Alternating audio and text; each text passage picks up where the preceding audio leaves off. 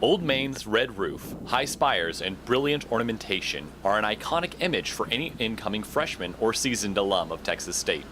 Recent renovations ensure that the building's legacy endures far into the future. Since we got a new roof and we got new windows, it doesn't rain in my office anymore. Now it just rains outside my office the way it's supposed to be. That's very nice. And it's just, we got some new carpet, new paint. I mean, it's just, it makes it feel a little like we got spruced up our house. Since its construction, Old Main has undergone many changes. For example, a third floor was added about 35 years ago to create a large meeting area and to be the home of the mass communication program. Old Main to me has always been home. It's where all of my mass comm classes have been, and I've been coming to this building for 4 years, so I've been here in this building as long as I have been in Texas State. And to me, that's really significant because this is like my third home. It's my home away from home. Even though the building is old and perhaps has seen some better days, the importance of the spirit and tradition of Old Main lives on. I have seen into the attic a little bit, and it's really cool looking up there. So, I think you could actually build an entire another floor up in the attic of Old Main because it's one of those old wooden buildings. With its new purpose and classic style, Old Main will stand tall as it always has. For Bobcat Update, I'm Brett Ellis.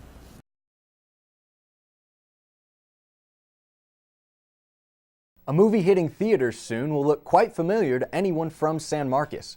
Several scenes in Richard Linklater's latest film, Everybody Wants Some, were shot at Texas State University. The movie was shot in the fall of 2014. Students were so excited to host the setting of the film that they caused a stir on Twitter.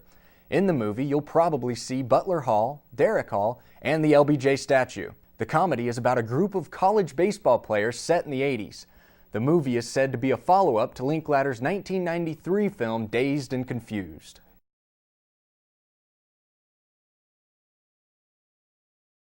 San Marcos has attracted new industries hoping to set up shop in one of the fastest-growing cities in the nation. Amazon, for example, has begun advertising job opportunities for its newest facility a year before completion. Several students said an increase in job availability would encourage them to stay in San Marcos after graduation. I like growth, and I like new companies coming. I think the issue of Austin is because it's a smaller space in a way, so San Marcos I think has a lot of room to grow still. Large employers provide opportunities for students to stay in the city. Even so, some students say they plan to return to their hometowns. I think at first I would want to work like in Austin or like a nice city, San Antonio, and then eventually go back to my roots back home and open my own practice eventually with experience, maybe like in 5, 6, 7 years. Some students say San Marcos is just too small of a city for them to stay in the long term. They'd prefer living in larger urban areas.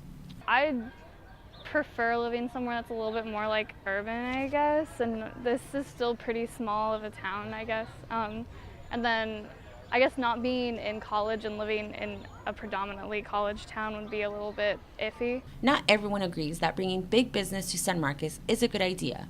Once you get big businesses here, you lose a lot of the locality of things, and I feel like once that starts to happen, that it'll change for the worse and not for the better.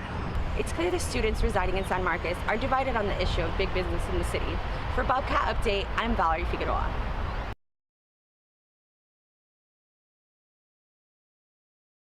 Call it sex work. At Texas State, there are students who, in some form or fashion, sell their bodies to make a living. Go-go dancers, sugar babies, strippers. These are jobs that for some help pay for tuition and rent. I was not making that much money as a bartender, so I figured why not, and started dancing in the small town that I lived in. Personal responsibilities often lead them to their line of work. It does kind of help to be a dancer though, because you can get such a large chunk of money for all your bills and then have plenty of time to focus on school. So, if I dance one night and make $500, I don't have to work all week for that, whereas I can spend more time studying and stuff. Some say they'd prefer not to be judged for the choices they've made. I definitely feel like there's still bad stigma. Like everybody thinks that they're prostitutes or that they're just horrible people or that they steal money. And I mean, while it's true, there are some of those in there, it's not all of them at all. Like there's actually a lot of normal people there. Most fear possible social repercussions. People just don't want to talk about it, or, I can see their attitude change towards me immediately when I do bring it up. So I just try to keep it out of conversation and then not have to hear all the negativity about it. But they are all people. I've seen a lot of really pretty college girls walk in there, 18, 19 years old, even some sorority girls. Some of your fellow students are working hard so that they can go to school. For Bobcat Update, I'm Brett Ellis.